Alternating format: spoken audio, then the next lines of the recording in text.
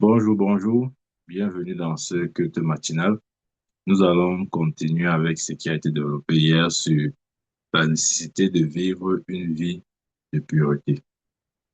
Pourquoi est-ce que nous, enfants de Dieu, Dieu nous appelle à vivre dans la pureté? Déjà, il faut savoir que la pureté est la nature de Dieu même. La Bible dit qu'il est saint, ok? Et je crois que c'est, même depuis l'Ancien Testament, c'est le caractère que Dieu a toujours présenté, son caractère premier. Il a toujours présenté la sainteté à l'homme. Et son caractère n'a pas changé. Même, même vis-à-vis de son fils Jésus, il n'a pas diminué le standard de la sainteté, de sa sainteté pour son fils. Non.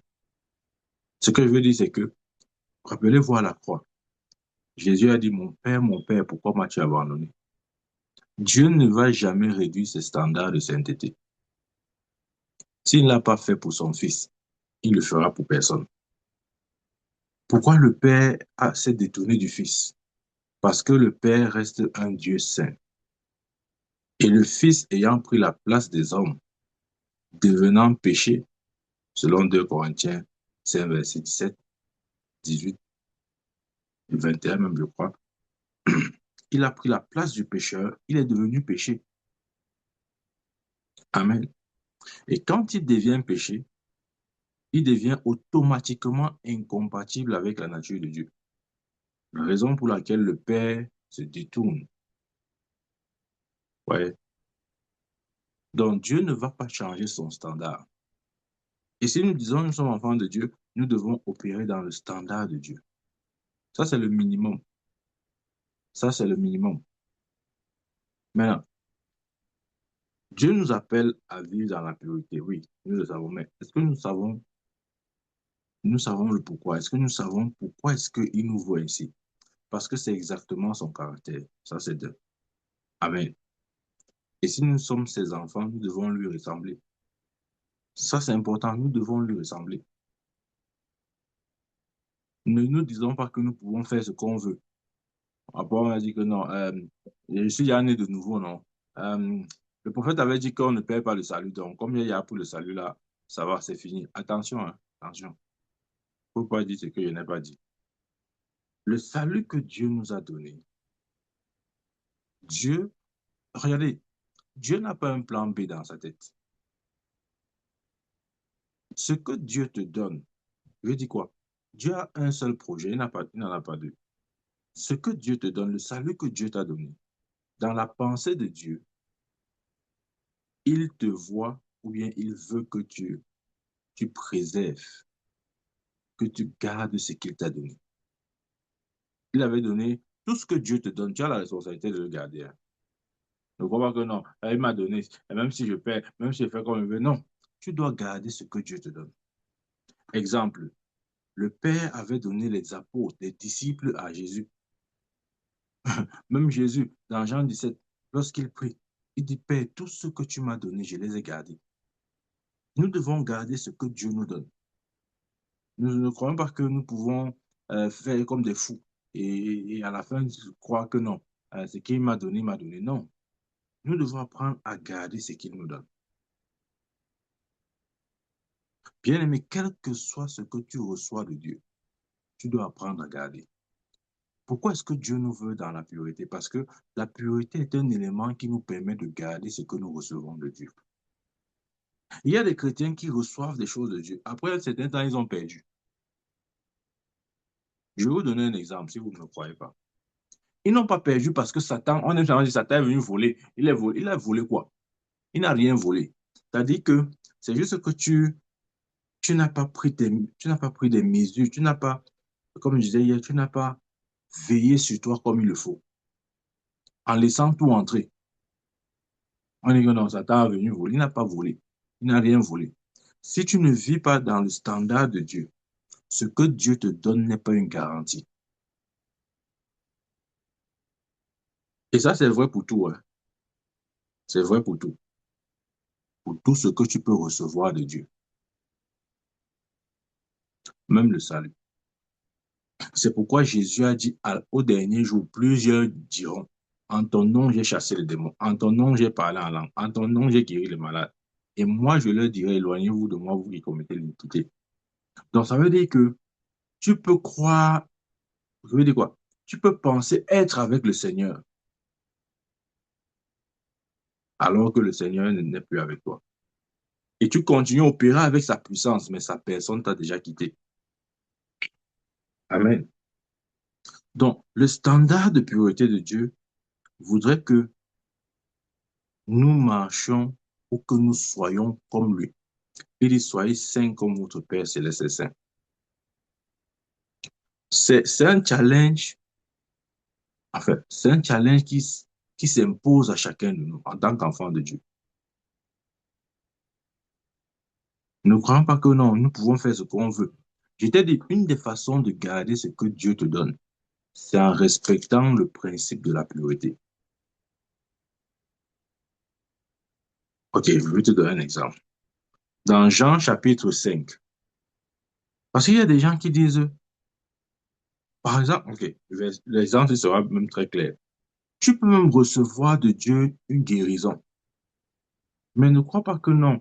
Bon, comme il y a reçu la guérison là, ok, c'est fini. J'ai déjà reçu, Dieu m'a donné, je veux marcher dans la guérison. Ce n'est pas une garantie. Ce n'est pas une garantie. Ce n'est pas une garantie. Je prends un exemple terre à terre. Supposons quelqu'un qui a, par exemple, euh, le VIH-Sida, OK, et qui a contacté ça par voie, principalement, on connaît par voie sexuelle, par exemple. Hmm? C'est-à-dire qu'il est allé avec quelqu'un qui a été infecté, il s'est infecté lui-même. Supposons un chrétien. Maintenant, il marche désormais avec le VIH. Et par la grâce de Dieu, par la miséricorde de Dieu, Dieu le guérit néanmoins. Est-ce que le fait que Dieu l'ait guéri du VIH va l'immuniser? Non, il ne reçoit aucune immunité par la guérison. Parce qu'il peut être guéri comme ça là, et le lendemain, il repart encore, il sera infecté de nouveau. Il ne va pas dire que non, comme Dieu m'a guéri, là, il m'a guéri pour toujours. Je ne peux pas être malade. Même si je fais comment, même si je fais comment, je peux pas, je peux plus avoir le VIH. Tu auras le VIH, tu n'auras pas comment. Donc, c'est pour dire que ce que Dieu nous donne, un des moyens de conserver ce que Dieu nous donne, c'est par le principe de la pureté. Oui, c'est aussi un principe sur lequel il faut vraiment euh, mettre l'accent. Il faut vraiment mettre l'accent. Regardez l'exemple ici. Dans Jean chapitre 5, je lis à partir du verset 1. Après cela, il y eut une fête des Juifs et Jésus monta à Jérusalem. Or, à Jérusalem, près de la porte des brebis, il y a une piscine qui s'appelle en hébreu Bethesda et qui a 5 portiques. Sous ces portiques étaient couchés en grand nombre des malades, des aveugles, des boiteux, des paralytiques qui attendaient le mouvement de l'eau. Car un ange descendait de temps en temps dans la piscine et agitait l'eau. Et celui qui descendait le premier, après que l'eau avait été agitée, était guéri, quelle que fût sa maladie. Waouh, c'était une expérience merveilleuse. Quelle que fût sa maladie. OK, verset 5.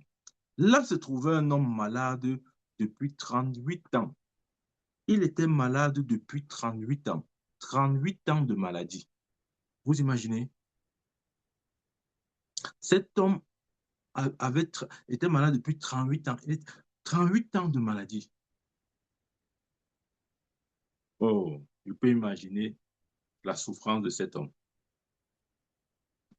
Et ne crois pas que la maladie, là, c'était les maux de tête. Regardez, parce que on donne au verset, c'est la catégorie ou le genre de malade qu'il y avait dans la piscine de Bethesda. On dit des aveugles, des boiteux, des paralytiques. Donc, il était certainement dans une des catégories là. Il était peut-être un aveugle. Il était peut-être un boiteux. Il était peut-être un paralytique. Qui sait? Mais c'est fort probable qu'il appartenait dans une de ces catégories. Mais de toute façon, il était malade depuis 38 ans, la Bible dit. Jésus, l'ayant vu coucher, et sachant qu'il était malade depuis longtemps, lui dit, veux-tu être guéri?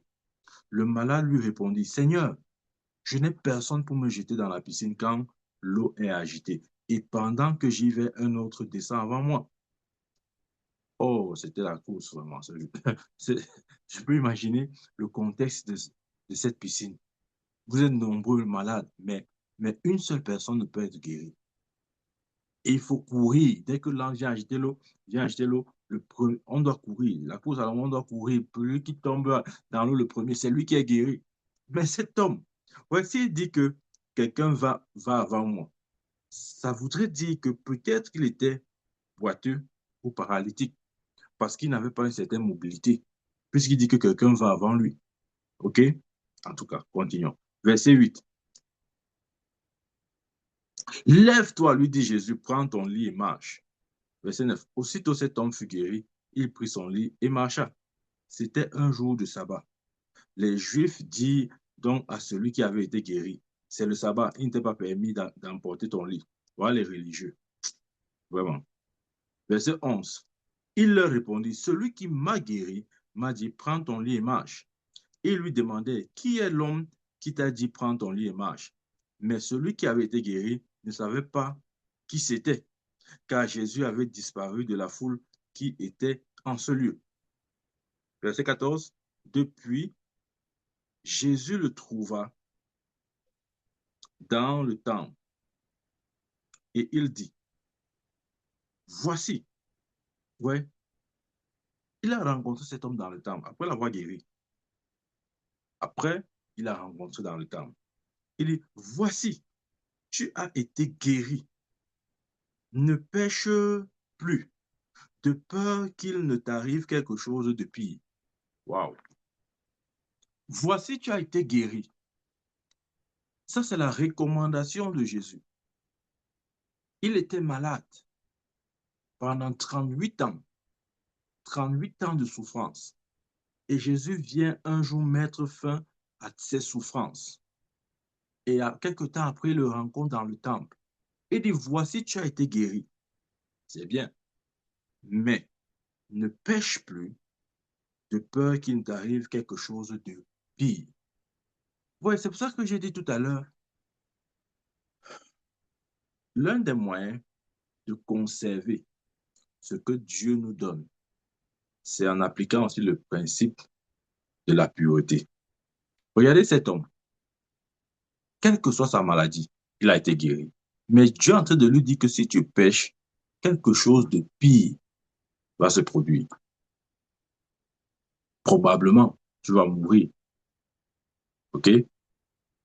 Parce que généralement, la maladie mène systématiquement à la mort, non?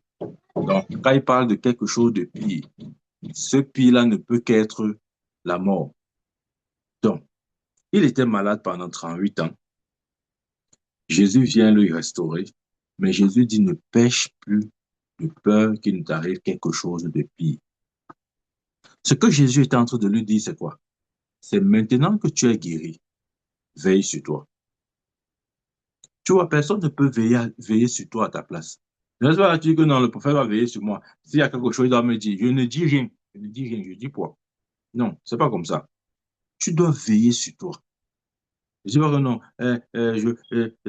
S'il y a quelque chose, s'il y a quoi? Je dis que tu dois veiller sur toi. Ne reste pas là. C'est trop lâche. C'est-à-dire, c'est la lâcheté. Ne sois pas lâche. Sois responsable. Commence à veiller sur toi. Tu crois que je suis Dieu pour savoir à tout moment ce que tu fais. Je ne peux pas savoir. Et même s'il était possible de savoir, je n'entre pas dans ce genre de choses. Chacun doit veiller sur lui, bien-aimé. Chacun doit veiller sur lui. C'est la recommandation que Jésus a donnée à cet homme. Il dit, pour conserver la guérison que tu as reçue, apprends à veiller sur toi. Ouais.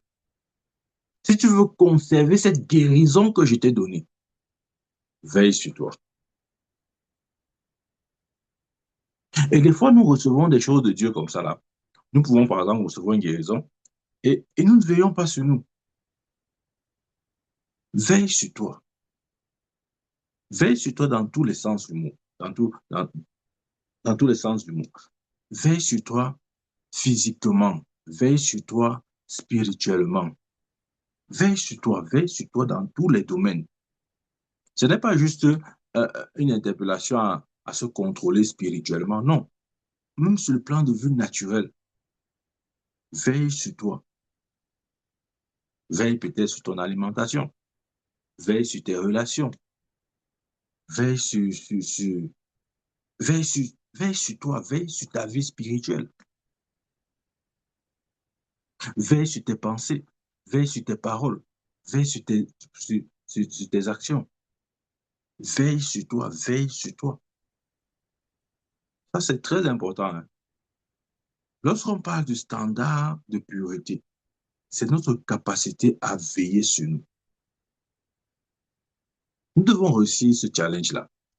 Bien-aimé, tu dois réussir à veiller sur toi. Tu es le premier gardien de ta vie.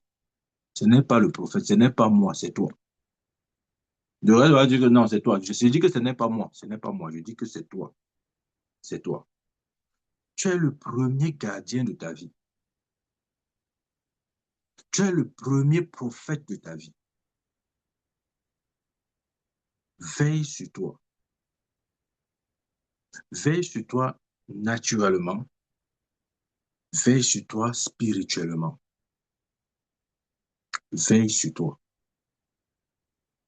C'est l'un des moyens, j'ai envie de dire, c'est le moyen le plus sûr de, de conserver ce que Dieu nous donne. Et il y a des gens qui ont reçu comme cet homme leur guérison, mais aujourd'hui, ils ont perdu. La guérison est partie. Pourquoi? Est-ce que c'est parce que Satan est venu voler? Non, Satan n'a pas volé. Je t'ai dit que Satan ne vole pas.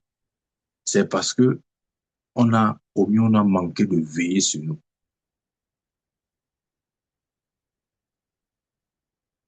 Parce que même si on dit Satan a volé, pour qu'il vole, il faudrait que comment dire, que tu exposes la chose. Vous voyez ce que je veux dire? Quelque chose de bien gardé ne se vole pas. Si même, si même il faut parler de voler, si même il faut dire qu'il a volé, quelque chose qui est bien gardé ne peut pas être volé. Si on vole, ça veut dire qu'il y a une sorte de négligence. Bien-aimé, veille sur toi maintenant. Tu vois, pendant que nous sommes en train d'achever cette année et que nous entrons dans 2026, et qui dit 2026 dit nous nous rapprochons de l'enlèvement. Nous devons tous ensemble apprendre à veiller sur nous. Ça, c'est la première chose. Il est temps de veiller sur nous maintenant. Dans 1 Thessaloniciens, 1 Timothée, ouvre-moi 1 Timothée, 1 Timothée chapitre 4, verset 16, il dit,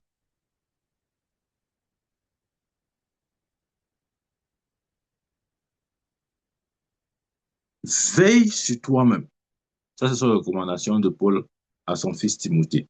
Veille sur toi-même et sur ton enseignement. Tu vois? Veille sur toi-même et sur ton enseignement. Il n'a pas dit veille sur ton enseignement. Non. Veille sur toi-même d'abord. Et ensuite, veille sur ton enseignement. Des fois, nous aimons veiller, ou disons, nous aimons euh, préserver ou garder ou veiller sur, sur, sur peut-être les dons que Dieu nous donne. Tu vois? Peut-être tu as un don pour guérir les malades, ou bien un don pour faire les miracles, ou un don pour prophétiser, ou bien pour avoir la parole de connaissance. Tu veilles à ce que ce don-là ne s'éteigne pas. Tu te rassures que ce don-là soit toujours ranimé en toi. Tu te rassures de toujours être au top de ta performance. Tu te rassures de pouvoir toujours guérir les malades, de pouvoir toujours opérer les miracles, de pouvoir toujours exercer le don de discernement, le don de la parole de connaissance. Tu veilles, tu chéris ces choses. Mais ce n'est pas la priorité numéro une. La priorité numéro une, c'est de veiller sur toi d'abord. Amen. C'est ce qu'il a dit. Il a dit, veille sur toi et sur ton enseignement. Parce que je veux te dire la vérité.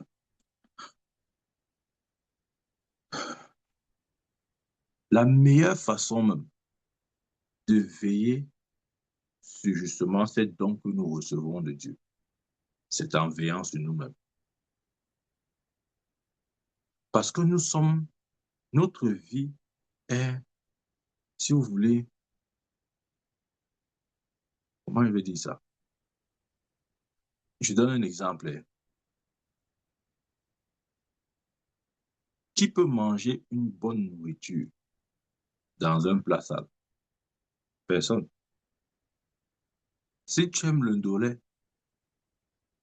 ou si tu aimes les pommes pilées, comme moi je les aime, tu ne peux pas, on ne peut pas te servir un plat de pommes pilées dans un plat sale. Si tu vois que le plat est sale, quel que soit l'amour que tu as pour les pommes pilées, tu ne vas pas manger. Regarde, notre vie est comme le plat. Et les, et les dons que Dieu nous donne, les talents, le ministère, tout ce que nous recevons de Dieu, c'est comme de la nourriture. Mais vous voyez, lorsque nous servons à manger à quelqu'un, nous ne servons pas seulement la nourriture, mais nous servons aussi le plat. Et si le plat est sale, même si la nourriture est propre, je veux dire, même si les dons viennent de Dieu, ok? Même si tu as les dons qui viennent de Dieu, si le plat est sale, c'est fort possible que les gens n'aient pas envie de manger cette nourriture. Tu vois ce qui est... Voilà pourquoi c'est important. Parce que nous ne réalisons peut-être pas. Lorsque nous offrons même les dons que Dieu nous donne aux hommes, ou lorsque nous mettons au service des autres, ce n'est pas juste le don qui compte. Il y a aussi comment dire, le support, le plat sur lequel ou dans lequel le don se repose, le don accompagné. C'est très important. Est-ce que tu sais que tu peux voir un plat, le plat peut être tellement propre, tu n'as jamais mangé la nourriture là, la nourriture qu'on te propose, mais tellement le plat est beau, le plat est luxueux, le plat, je sais pas moi, c'est couvert d'or, je sais pas moi de quoi. Bref, c'est une très bonne présentation. Tu es intéressé à goûter de cette nourriture. Qu'est-ce qu'il y a dans un tel plat? Pourquoi on met cette nourriture dans un plat aussi? Ouais, la Bible dit quoi? Il y a plusieurs, il y a par exemple, Timothée parle, les vases de terre, les vases d'argile, ok? Les vases d'or, les vases d'honneur. Ouais, ça représente la dimension de notre vie. Certains sont comme des vases d'argile, d'autres sont comme les vases de terre, et d'autres sont comme des vases d'honneur. Si ta vie est un vase d'honneur, bien aimé, je vais te dire, tout le monde sera intéressé à regarder ce qu'il y a à l'intérieur. Tout le monde, tout le monde. On sera curieux de savoir qu'est-ce qu'il y a dans ce plat. Qu'est-ce que ce, qu'est-ce que ce plat contient?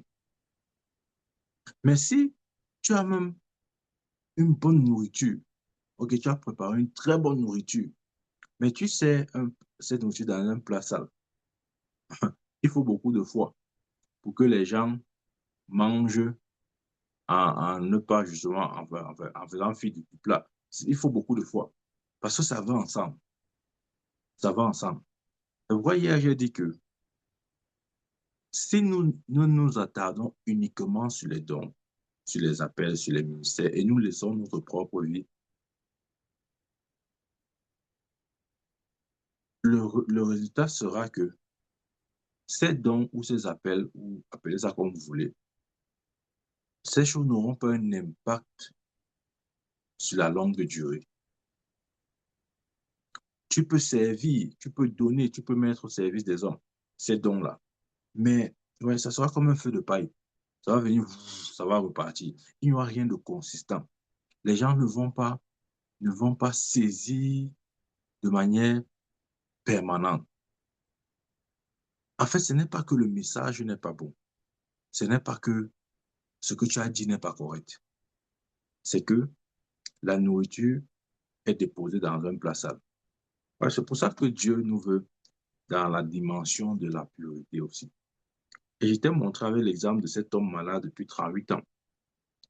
Après avoir reçu sa guérison, peut-être il se disait, oh, ça y est, j'ai ma guérison. Je peux faire maintenant ce qu'il veut. Je dois, oh, 38 ans.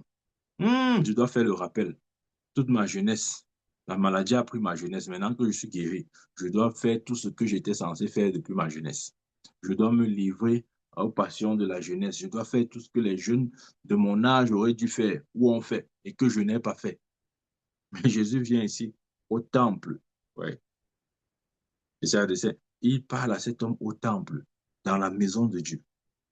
Voici, tu as été guéri. Ne pêche plus, de peur qu'il ne t'arrive quelque chose de pire. Tu vois, recevoir le don ou recevoir de Dieu n'importe quoi. Appelle ça comme tu veux. Ça ne représente pas une garantie. Ça ne représente pas une garantie. C'est notre, c'est notre, comment dire, c'est notre consécration qui déterminera si nous allons conserver ou bien perdre ce que Dieu nous a donné. Parce que tu peux soit le conserver, soit le perdre. C'est vrai. Cette guérison-ci, lorsqu'il dit ne pêche plus de peur que quelque chose de grave ne t'arrive, il est en train de dire là que tu peux perdre la guérison que je t'ai donnée. Tu ne vois pas ça comme moi. C'est ce que Jésus dit en d'autres termes, ou dit indirectement à cet homme. Que je t'ai guéri, c'est vrai, mais sache que tu peux perdre cette guérison si tu n'apprends pas à veiller sur toi. Bien aimé, je viens encore ici avec cette même exhortation en te disant de la part de l'Éternel, veille sur toi. Veillons sur nous, plus que sur toute autre chose. Des fois, nous sommes prêts à veiller sur d'autres choses. Nous veillons, comme j'ai dit, nous veillons sur nos dons, nous veillons sur nos ministères, nous veillons sur beaucoup de choses. Nous veillons sur nos activités à l'église. Nous veillons sur le pasteur. Nous veillons. D'accord. Mais apprenons aussi à veiller sur nous. Amen. Pour que, quelle que soit la chose que nous recevons de Dieu, que nous ne puissions pas le perdre. Parce que nous pouvons perdre. Nous pouvons perdre.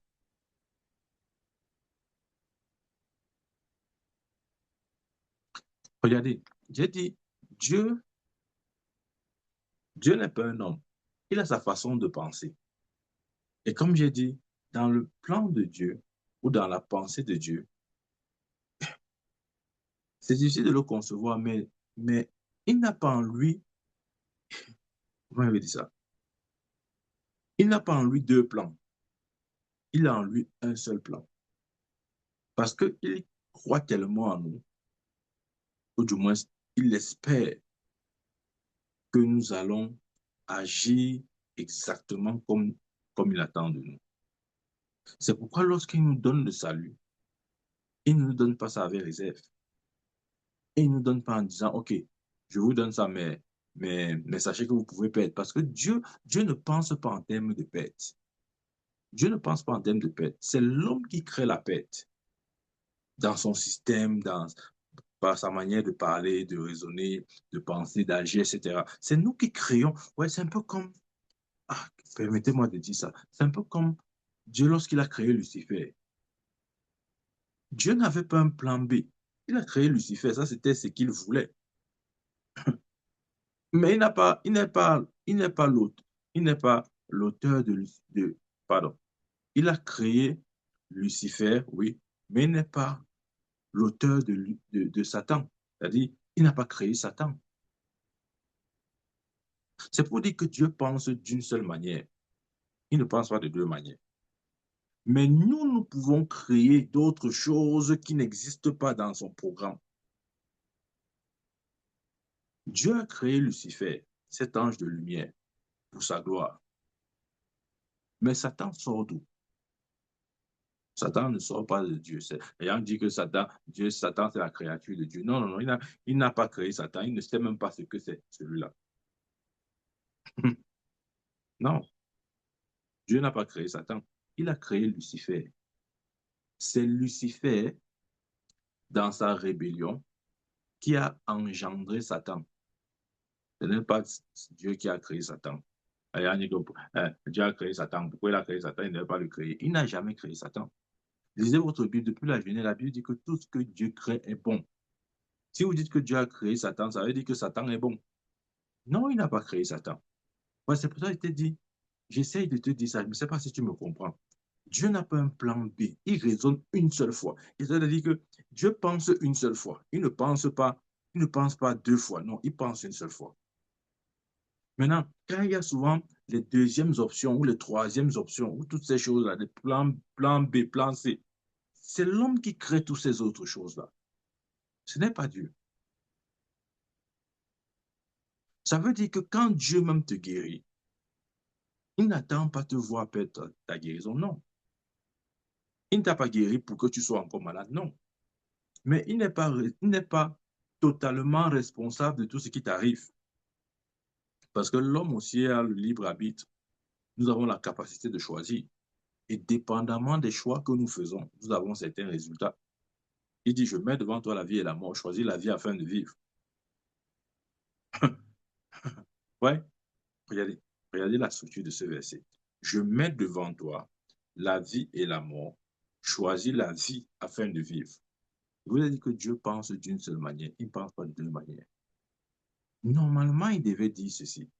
Enfin, s'il faut, s'il faut admettre que Dieu pense de deux manières, il devait dire, je mets devant toi la vie et la mort. Choisis la vie afin de vivre. Ou bien, choisis la mort et tu mourras.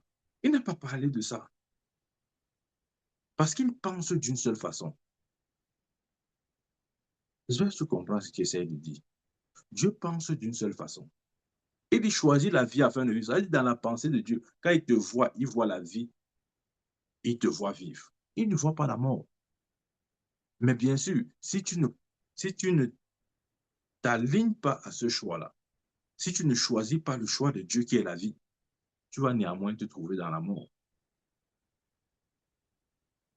Donc, quand Dieu nous donne le salut, ça c'est vrai pour le salut comme pour toute autre chose. D'ailleurs, que le mot salut même, sozo, ça inclut beaucoup de choses. On croit souvent que le salut, c'est seulement le salut de l'âme. Non, le mot grec qui est sozo, qui est traduit en grec par sozo, qui veut dire salut, n'inclut pas seulement le salut de l'âme en termes de ton âme est sauvée. Non, ça inclut la prospérité, ça inclut la guérison, ça inclut la guérison, ça inclut la délivrance. C'est tout ça qui signifie salut.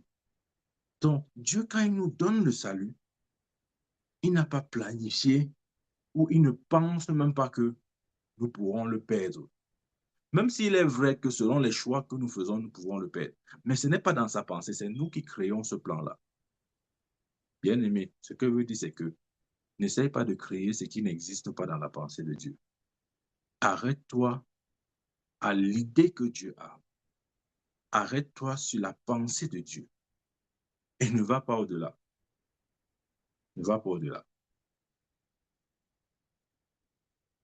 Dieu avait dit à Adam, voici les arbres, mange de tout, sauf l'arbre de la connaissance du bien et du mal. Car le jour où tu mangeras, tu mourras. Est-ce que Dieu voulait qu'il mange ça? Non. C'est pourquoi il a conseillé, ne mange pas ça. Dieu a un seul plan. Il nous voit seulement dans la vie, bien-aimé. C'est ce que je veux que tu saches. Dieu ne nous voit pas dans l'amour. Et ajustons-nous, si c'est le cas, si ce n'est pas encore le cas, je veux dire, à ce standard de purité-là. Ça, c'est important. C'est important. Ne pensons pas que nous pouvons faire ce qu'on veut, vivre comme on veut. La grâce de Dieu, après on commence à dire que, voilà, on cherche les versets là. Quel est le verset qu'on aime citer là? Là où le péché abonde, la grâce de Dieu abonde. Maintenant, on dit que non, il fallait dire qu'il faut beaucoup pécher pour que la grâce augmente. Donc, plus on pêche, plus la grâce va augmenter. C'est pas ce que ça veut dire. C'est ce que toi tu as entendu, c'est pas ce que ça veut dire. Donc, bien aimé,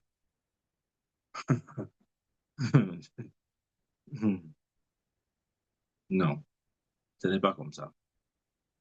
Choisissons. Ça, c'est un choix. comme il pouvait dire à cet homme, ne pêche plus, de peur que quelque chose de pire n'arrive. Il avait, il avait le choix. Et je veux que tu saches que tu as ce choix-là ce soir. Dieu t'a donné ce choix. C'est entre tes mains. Et tu peux décider qu'à partir d'aujourd'hui, je choisis je m'aligne à ce choix de Dieu pour ma vie. Tu peux le faire. Tu peux le faire. C'est juste une question de décision. Dieu nous a délivrés du péché, n'est-ce pas? Donc, le péché n'a pas, pour le chrétien, le péché n'a pas l'autorité sur nous. Ouais, le péché pour le chrétien, j'aime souvent donner cet exemple, c'est comme le vêtement que je porte.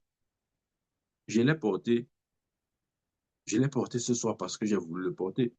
J'aurais pu porter autre chose. Et si je ne veux pas, je peux l'enlever maintenant. Je n'ai pas besoin je ne sais pas moi, de quelque chose de particulier pour enlever ce vêtement. Non. Je n'ai pas besoin d'une prière particulière pour enlever ce vêtement. Parce que ce vêtement ne me possède pas.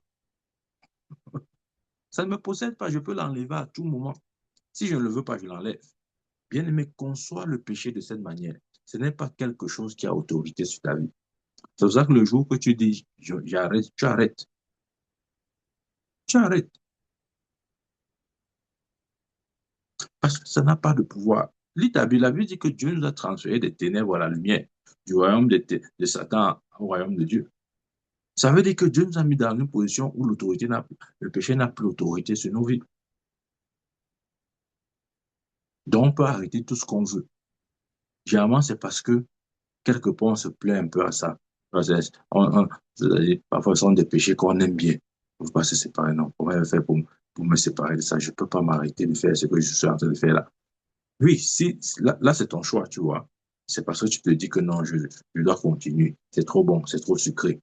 Je dois prospérer dedans. Dieu va me comprendre. Dieu va me comprendre. Hein, je suis pécheur. Je suis fait de chair. Hein, hein. Lui-même, il a dit que l'esprit est disposé, mais la chair est faible. Hein. Je peux te donner autant de raisons que tu veux, mais ça ne change pas la vérité. La vérité, c'est quoi? C'est que tu as été affranchi. La vérité, c'est quoi? C'est que le péché n'a plus de pouvoir sur toi. La vérité, c'est quoi? C'est que tu es libre.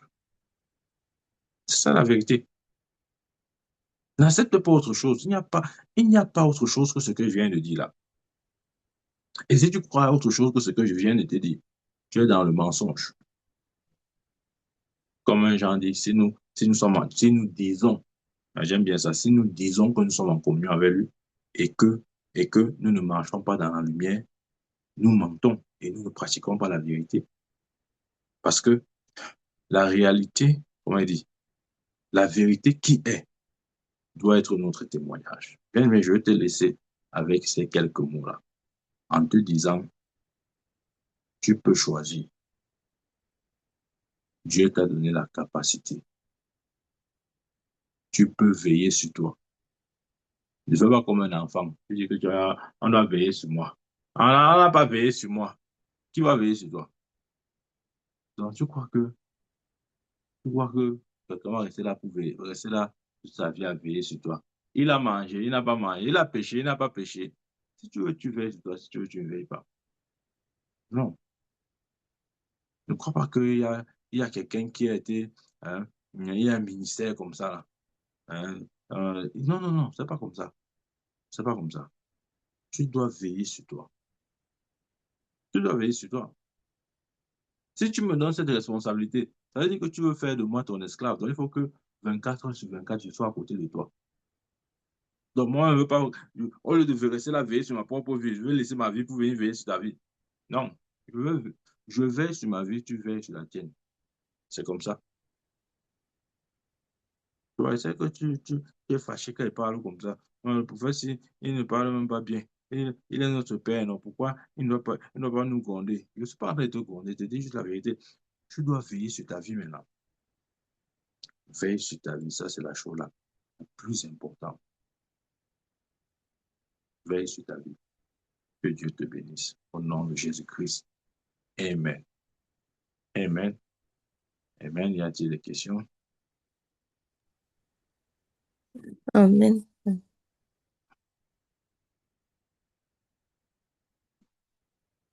Progressivement, nous Amen. continuerons dans ce thème.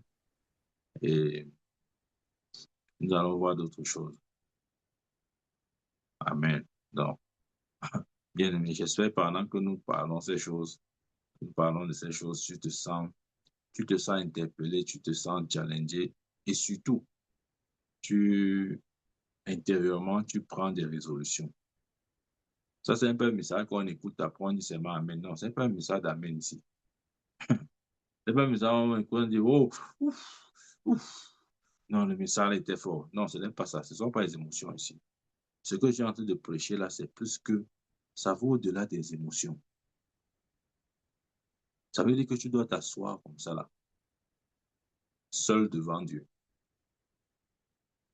Et tu parles comme David, Seigneur, sonde mon cœur. Vois si je suis encore sur la voie de la vérité. Paul pouvait dire, éprouvez-vous vous-même pour voir si vous êtes encore dans la foi. Hein. Tu n'as pas encore lu ça dans la Bible. Parce que tu peux être là que tu as sorti de la foi, mais tu ne sais pas. Hein. Quand tu parles en langue, ça sort, tu dis que non, tu es encore dans la foi. Dès que tu parles pas en langue, comme ça sort là, tu dis que non, non, non, hey, mon prophète, je suis dans la foi. Tu ne vois pas comment quand il coule en langue, ça sort, ça sort. Ce n'est pas ça. Oh. Ou bien dire que non, je veux aller un peu prier pour un malade. Je veux prier pour le malade, s'il guérit. Ça veut dire que je suis dans la foi. Tu peux prier pour un malade et guérir, tu es hors de la foi. Hein. C'est ce que Jésus a dit, non. Il a dit dans le dernier jour, vous me direz, j'ai chassé les démons, j'ai guéri les malades, j'ai fait ceci, j'ai fait cela. Et moi, je vous dirai, je ne vous connais pas. Tu peux guérir les malades, Jésus ne te connaît pas. Tu chasses les démons alors que Jésus ne te connaît pas. Tu es en train de chasser les démons, il ne te connaît pas. Il ne te connaît pas. Mais parce que tu vois le résultat, tu dis que non, il est avec moi. S'il n'était pas avec moi, pourquoi alors le démon sort? Il sort à cause du nom. Il ne sort pas à cause de toi. Il sort à cause du nom. Regarde, en pleine circulation, lorsque le policier lève la main pour dire aux voitures de s'arrêter, les voitures ne s'arrêtent pas parce qu'on respecte l'homme là, non. On ne respecte pas l'homme là, on respecte la tenue qu'il porte. C'est à cause de la tenue que les voitures s'arrêtent. Ce n'est pas à cause de l'homme là. Encore que s'il faut voir sur un rapport de force, est-ce que ce petit policier peut arrêter une voiture qui vient à vive allure? Une voiture qui vient à 100 à l'heure? Quel policier peut stopper une telle voiture? Donc, s'il lève la main et que la voiture s'arrête, ce n'est pas à cause du policier en tant qu'homme, non. C'est à cause de l'uniforme, la tenue qu'il porte. Donc, bien aimé, un démon peut partir juste à cause du nom de Jésus que tu as invoqué. Ce n'est pas à cause de toi. Ça veut dire que tu peux finir de faire quelque chose comme ça là. Tu parles là, tu dis au nom de Jésus, tu guéris même les malades.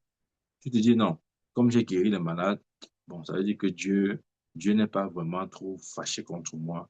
Bon, il m'approuve quand même, sinon pourquoi il laisse son nom opérer des miracles dans ma bouche? Ça ne veut rien dire. Il faut maintenant veiller sur toi. Le mouchoir de Paul guérissait les malades, hein. Mais est-ce que le Saint-Esprit habitait dans le mouchoir? Non. Mais est-ce que le mouchoir guérissait par la puissance du Saint-Esprit? Oui. Donc peut-être tu es là, tu es là comme un mouchoir, mais tu ne sais pas. Tu dis que non, non, non, mon prophète. Mais quand je parle en langue, ça sort, non? Et te dit que Dieu ne se répand pas de ses dons et de ses appels. Comme tu as commencé à parler en langue, là, ça ne va plus jamais sortir. Ça ne va plus jamais partir. Chaque fois que tu vas ouvrir ta bouche, ça va sortir. Quel que soit le péché que tu commets, si tu ouvres ta bouche pour dire parle en langue, ça va sortir. Amen. C'est pourquoi le standard de Dieu, ou comment on veut dire ça, la mesurette, ou si vous voulez, euh, euh, comment on dit, l'instrument de mesure n'est pas ce que nous pensons là. Ce n'est pas euh, combien de dons spirituels quelqu'un a, combien grand est le ministère d'une personne, non. Mais c'est plutôt quelle est sa vie. Est-ce que c'est un vase de terre, d'argile, d'or ou un vase d'honneur? Amen. Bien-aimés, méditons ensemble sur ces paroles. Laissons la parole de Dieu nous transformer encore. Et s'il y a moyen, s'il y a, je dis quoi? S'il y a lieu de se repentir, repentons. C'est vrai. Ça semble être simple, mais ça, c'est fondamental. Vous savez, par la grâce de Dieu, vous-même, vous le savez, on peut enseigner beaucoup de choses ici. Beaucoup de choses, des choses difficiles même à comprendre. Mais si la base ici n'est pas bien posée, même si on t'explique les 7 sceaux de l'Apocalypse, ça te sert à quoi? Si on t'explique les 7 sceaux de l'Apocalypse, ça te sert à quoi? Si on t'explique le mystère de l'ange qui a un pied sur la mer, un pied sur la terre, tout ça te servira à quoi? Si le principe élémentaire, fondamental de la pureté n'est pas établi en toi, ça ne sert à rien.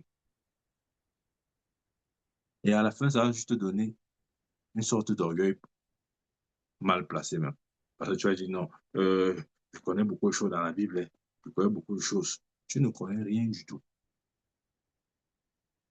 Parce que la Bible dit quoi?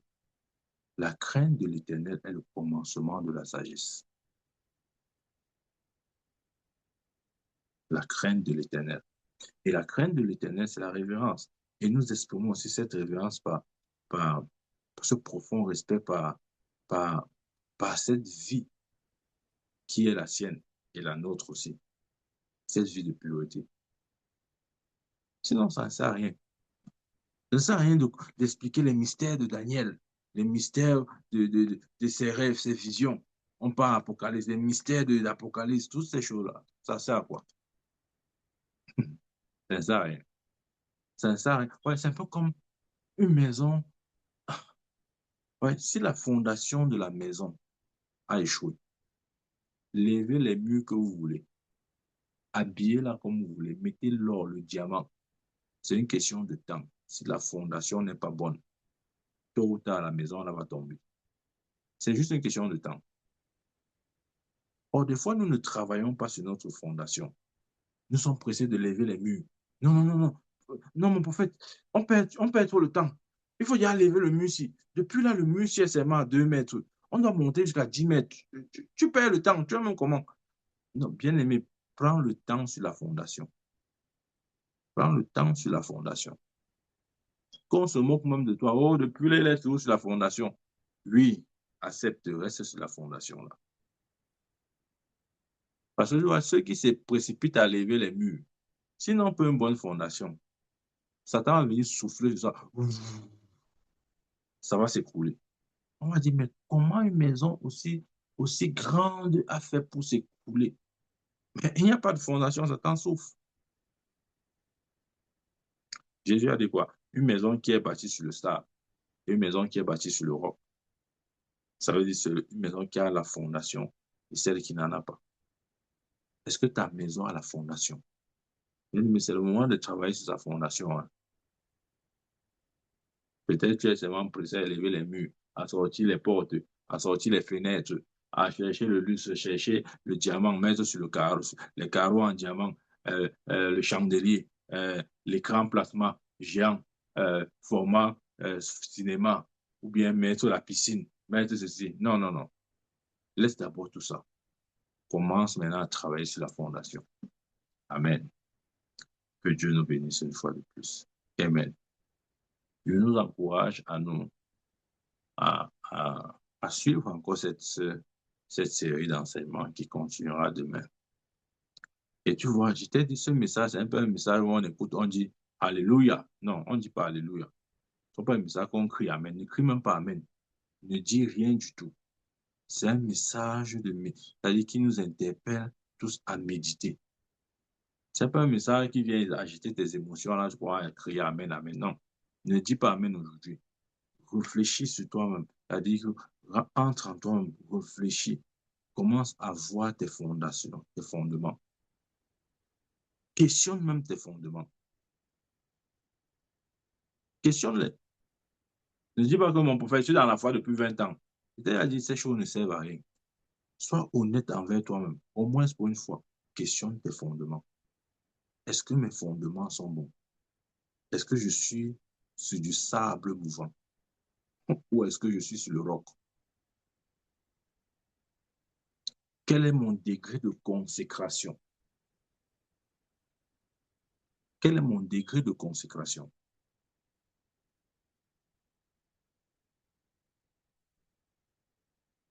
1 Jean dit, nous ne pouvons pas aimer Dieu et maman.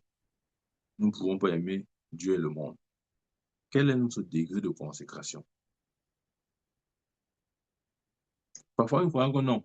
On peut aimer le monde. Après, bon, on va diluer un peu. On met un peu Dieu dedans. On dilue. Un peu comme, tu vois, quand tu prends, on aime bien faire ça. Le top pamplemousse. OK? Pas le nouveau pamplemousse, c'est l'ancien de l'époque, là. UCB qui produisait avant, là. On mettait comme ça, on mettait un peu l'eau. Parce qu'on ne voulait pas que ça finisse. Quand on était petit, non? On achète le pamplemousse, là, parce qu'on aimait diluer. On ne veut pas que ça finisse. Et beaucoup de chrétiens ont leur vie comme ça. On aime diluer. Tu dilues, tu mets le jus. Après, tu verses l'eau. Tu mets le jus, tu verses l'eau. Finalement, ce n'est ni sucré, ce n'est ni l'eau, ni le jus. C'est-à-dire, finalement, ça devient quelque chose de difficile à cerner. Tu bois, tu ne sais pas si tu bois le jus. Tu bois, tu ne sais pas si tu bois l'eau. Jésus avait dit, sois chaud ou froid. Si tu es tiède, on va te vomir. Ouais, à un moment donné, il faut tracer la ligne de démarcation. S'il n'y a pas la ligne de démarcation, les choses ne vont pas marcher. C'est la ligne de démarcation qui fait que, si on, ouais, je pouvais dire, à partir d'aujourd'hui, choisissez qui vous devez servir. Moi et ma maison, nous servirons l'Éternel. S'il n'y a pas cette ligne de démarcation-là, moi on dit que non, servons l'Éternel, servons aussi un peu le monde. Mon prophète, tu vois, alors on va faire comment alors? Toutes nos familles, toute la famille est dans le monde, si on les abandonne alors, est-ce qu'ils vont venir à Christ? Tu crois que c'est en les rejoignant dans le monde qu'ils vont venir à Christ? Tu es un blagueur. Donc, ne dis pas que non, comme ma famille est dans le monde, il faut que je fasse un peu comme les mondains pour que ma famille m'accepte et qu'ils vont m'accepter. Je veux prêcher. Toi, des choses. Tu vas aller là-bas, c'est eux qui vont t'évangéliser. Tu vas devenir un mondain plus que mondain. Ne joue pas avec ça. Et c'est ça, c'est que des fois, on n'arrive pas à tracer la ligne de démarcation. On veut un peu se mélanger. On se donne une excuse. Non, si je ne fais pas comme ça, là, ils vont dire que je les ai abandonnés. Et mon prophète, tu vois que ce n'est pas bien d'abandonner la famille. Tu ne peux pas les abandonner. Maintenant, tu te retrouves en train de faire les choses du monde. Quand ils disent on part, on part au village euh, jeter l'huile sur le crâne.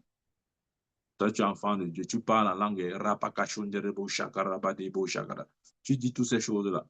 Mais quand ta famille dit, allons maintenant, il est temps qu'on honore nos ancêtres, allons jeter l'huile sur le crâne. Tu pars en cachette, tu pars en cachette la nuit. Tu ne dis à personne, tu n'appelles pas un prophète pour dire au prophète du voyage. Tu pars seul la nuit parce que tu sais ce que tu es en train de faire. Après, tu es surpris. J'ai les attaques, j'ai les oppressions, j'ai les maris spirituels. Tu es d'abord allé où? Tu as visité quel lieu? Non, mon prophète devait faire comment? C'est la famille, non? Si je ne fais pas comme ça, ils vont dire que depuis que je suis entré dans les églises, les Alléluia, là, je les ai régnés. Je veux faire comment alors? Continue. Continue, c'est ta famille, il faut aller. Continue. Ouais, s'il n'y a pas cette ligne de démarcation-là, ça sera difficile même pour Dieu de prendre notre parti. Ouais, je veux dire, souvent, Dieu même ne sait pas trop s'il doit nous défendre ou pas. Parce que nous ne lui avons jamais témoigné notre appartenance totale. Du coup, quand il nous voit, il ne sait pas si nous sommes ses enfants ou nous sommes les enfants du monde. Lui-même, il est perdu. Hein? C'est-à-dire que tu as embrouillé Dieu. Dieu lui-même a embrouillé. Il a embrouillé dans ta vie. Il ne sait plus si tu es son enfant ou tu es l'enfant du monde. Comme j'ai dit, pris l'exemple, c'est comme le top pamplemousse là. Ouais, je mets dilué. Hein. Je ne voulais pas que ça finisse. Tu dilues, tu dilues, tu dilues. À la fin, mon il boit, il dit que mais, je suis même finalement en train de boire quoi comme ça là. Ce n'est ni l'eau, ni le jus. Bien aimé, c'est souvent comme ça notre vie. Hein. C'est-à-dire que Dieu nous regarde. Il ne peut pas dire que nous sommes ses enfants. il ne peut non plus dire que nous sommes les enfants du monde. Il dit, c'est ambigu là, c'est confus. Il dit, mes enfants, qu'est-ce qui se passe? Démarquez-vous. Je finis avec cet exemple. Je vous l'ai déjà dit plusieurs fois. J'ai eu le privilège, je crois que je dois dire comme ça parce que voir quelqu'un de ce rang, ça relève d'une certaine grâce. Et ça, je dis merci à Dieu.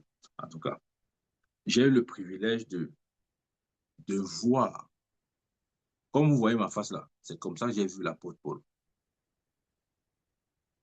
Je l'ai vu. Tu vois, quand il dit ça comme ça, je dis que mon prophète, il a alors comment, tu l'as vu où? Mon prophète, tu es sûr que c'était lui? Je suis en train de te dire que je l'ai vu. Et vous voyez, en passant, dans la gloire, nous nous connaissons tous. Quand il dit qu'il est vu, ne sois pas surpris. Même toi-même, tu connais l'apôtre Paul. Maintenant, tu as dit, mais comment je le connais puisque je ne l'ai pas encore rencontré, puisque je n'ai aucune expérience avec lui. C'est justement parce que tu ne l'as pas encore rencontré que tu crois que tu ne le connais pas. Dans la gloire, nous nous connaissons tous. C'est un mystère, mais c'est vrai. Je ne sais pas comment expliquer ça. Si tu vois l'apôtre Jean, que ce soit pendant que tu es ici sur terre, ou bien quand tu seras au ciel, vous pensez qu'au ciel là, Dieu le Père va venir dire, oh mes enfants, venez, venez, venez, il y a rassemblement, venez, venez, venez. On va faire maintenant les présentations. On va se présenter parce qu'on ne sait pas qui est qui. Présentez-vous. Paul se lève, il dit, moi je suis l'apôtre Paul. Il baisse sa main. Jean se lève, il dit, moi je suis l'apôtre Jean. Non, il n'y a pas ça là-bas. Non. Dans la gloire, nous nous connaissons tous. C'est vrai ce que je dis. Nous nous connaissons tous. Tous ceux qui sont au ciel, depuis Abel jusqu'à maintenant, tout cela, nous nous connaissons. Quand tu vas voir David, il n'aura pas besoin de dire, hey, moi c'est David, toi c'est qui? Non, il n'y a pas ça. Parce que les enfants d'un même père ne se présentent pas. Maintenant, je vais te poser la question. Est-ce qu'avec tes enfants, avec tes frères biologiques, vous vous êtes présentés un jour? À quel moment tu t'es présenté ou vous êtes présenté? Tu as dit à ton frère que, oh, mon frère, moi je m'appelle tel. Toi, ton nom c'est quoi? Non. Parce que les membres d'une même famille ne se présentent pas. En tout cas, revenons sur l'essentiel. Donc, quand ça c'était dans une vision, je l'ai vu comme ça là. Il m'a appelé par mon nom. Il m'a dit, Michael. Et en fait, non, voilà, il a d'abord tracé une ligne, un peu comme sur le sol, par terre, vous voyez. De son doigt, il a tracé une ligne. Et il m'a appelé, il m'a dit, Michael, ce qui fait de l'Église, c'est la séparation. Bien aimé, c'est tout ce que le Père là m'a dit. Quand je me suis réveillé, oh mince, mon lit était mouillé partout. Je dis, je ne sais pas comment expliquer ça. Juste la face, c'est tout ce qu'il m'a dit. Hein. Mais quand je me suis sorti de cette vision, c'est comme si j'avais couru 10 000 kilomètres. Il y avait la sueur partout. Ouais, ça, c'est important de comprendre. S'il n'y a pas cette séparation-là, ne reste pas là dire que je suis né de nouveau. Mon prophète, n'est-ce pas, il parle en langue. Ah, on parle en langue chaque jour avec toi, non? Ce n'est pas comme ça. Hein? C'est la séparation. À un moment donné, il faut ça.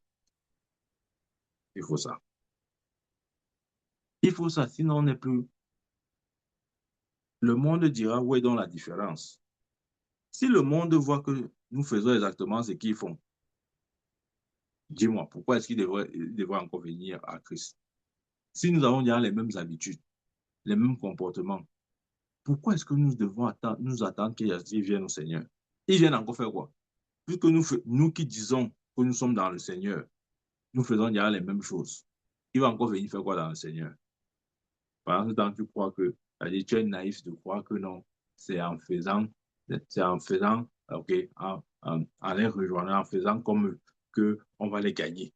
Après, tu te mets à citer les versets bizarres que Paul avait dit qu'il est juif avec les juifs, grec avec les grecs. Tu commences à reciter les versets qui t'embrouillent. Hein, tu aimes ce qui t'embrouille d'abord. C'est vrai. Donc, bien aimé, je vais m'arrêter là. s'il te plaît, je te parle comme je me parlais. Ne dis pas que non, le prophète est venu nous gronder. Ce message s'adresse à toi comme il s'adresse à moi. C'est important maintenant de mettre cette séparation-là. Il faudrait que nous soyons, que notre profil soit clairement défini. Il ne faut pas qu'on cite ton nom quelque part, on dit, tu connais telle personne? Oui, je le connais. Bon, qu'est-ce que tu penses de lui? Ah, il est normal, non? Rien à dire, rien de particulier. Bien aimé, si on invoque ton nom, si on évoque ton nom quelque part et que on n'arrive pas à t'identifier directement avec le christianisme, c'est que tu as un problème. Si on dit, tu connais Michael, oui, je le connais. Et quel est ton ressenti? Qu'est-ce que tu penses de lui? Ah, ça va, non? Bien aimé, si c'est tout ce qu'on dit à mon sujet, ça veut dire que j'ai fini par les ressembler. Parce que dès qu'on appelle ton nom, la première chose qui doit venir dans la tête, c'est ton Dieu. On ne peut pas t'appeler sans appeler ton Dieu. Non, refuse ça. Tu dois être associé, ton association ou bien ton partenariat ou le fait que tu sois enfant de Dieu doit être associé à ton nom.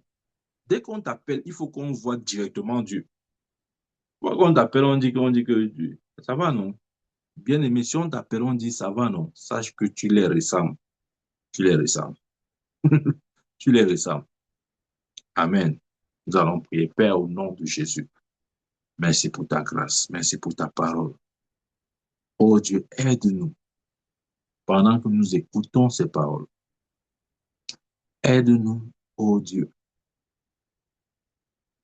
à tracer cette ligne. Seigneur, aide-nous à marquer notre séparation totale d'avec le monde. Parce que tu nous as sortis du monde, pas pour que nous y retournons, mais pour que nous soyons pour le monde lumière. Seigneur, que nous soyons dans cette lumière pour ce monde. Au nom puissant de Jésus-Christ. Merci pour ta grâce, Père.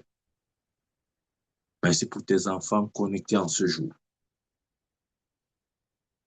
Seigneur, je prie pour ta fidélité dans chacune de nos vies. Pour ta grâce, une fois de plus. En ce jour, montre-nous ta bonté, Père. Que tes bénédictions, tes grâces se renouvellent au nom puissant de Jésus-Christ. Amen. Amen, amen. Que la grâce du Seigneur Jésus, l'amour de Dieu et la communion du Saint-Esprit soient avec chacun de nous. Amen. À nous revoir demain. Nous continuerons encore avec ce message. Et comme j'ai dit, bien-aimé, médite-le. Que ce message fasse l'objet de ta méditation ce jour. Amen. Amen.